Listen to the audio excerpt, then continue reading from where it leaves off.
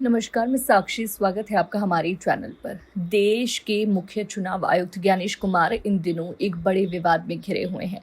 Social media से लेकर राजनीतिक गलियारों तक उनकी चर्चा जोरों पर है। लेकिन बहस सिर्फ उन्हीं तक सीमित नहीं है। उनके पूरे परिवार की पृष्ठभूमि और पोस्टिंग पर भी सवाल उठाए जा रहे हैं। खासकर उनकी दो बेटियां मेधा रूपम और अभिश्री, जो क्रमशः IAS और IRS अधिकारी हैं, और संयोग से दोनों के पति भी IAS अधिकारी हैं। इस पारिवारिक अफसरगिरी को लेकर कई सवाल उठ रहे हैं। क्या ये सिर्फ संयोग है या फिर इसमें कोई अंदरूनी पहुंच और प्रभाव शामिल है? मेधा रूपम हाल ही में नोएडा की GM नियुक्त की गई हैं, जबकि उनके पति मनीष बंसल सहारनपुर के DM हैं। यानी दोनों एक ही राज्य उत्तर प्रदेश में तैनात हैं। सोशल मीडिया पर यूजर्स का कहना है कि ऐसे मामलों में पति पत्नी दोनों का एक ही राज्य में पोस्टिंग मिलने की संभावना 1% से भी कम होती है। फिर भी यह संयोग 2 बार कैसे हुआ? दूसरी ओर अभिश्री और उनके पति अक्षय लाबरू की पोस्टिंग भी श्रीनगर में एक साथ रही। ये घटनाएं कई लोगों के लिए संदेह का विषय बन गई हैं।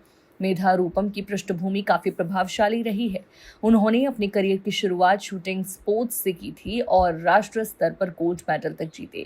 लेकिन फिर उन्होंने सिविल सेवा का रुख किया और 2014 बैच की IAS बनी। उनके पति मनीष बंसल भी उसी बैच के हैं। दोनों की मुलाकात मसूरी के LBS NAA में ट्रेनिंग के दौरान हुई थी और यहीं से दोनों का रिश्ता शादी में बदला। मेधा पहले बरेली, मेरठ, हापुड़ और कासगंज जैसे जिलों में विभिन्न पदों पर रह चुकी हैं। खास बात यह है कि नोएडा में वो जेवर एयरपोर्ट और इंटरनेशनल फिल्म सिटी जैसे CM योगी के ड्रीम प्रोजेक्ट्स में भी काम कर चुकी हैं।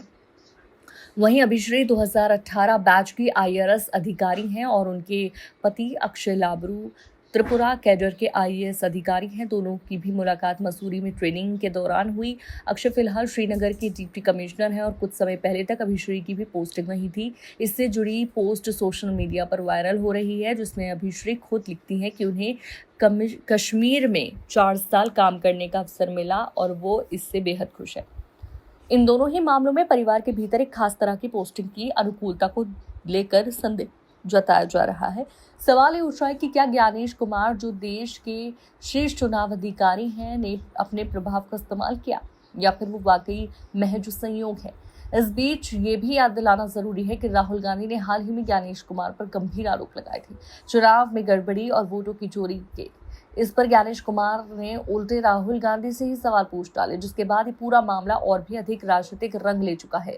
चर्चा है कि विपक्ष जल्द ही उन्हें मुख्य चुनाव आयुक्त के पद से हटाने के लिए संयुक्त प्रस्ताव भी ला सकता है। इस पूरे घटनाक्रम पर आपकी क्या राय है? कमेंट में जरूर बताएं।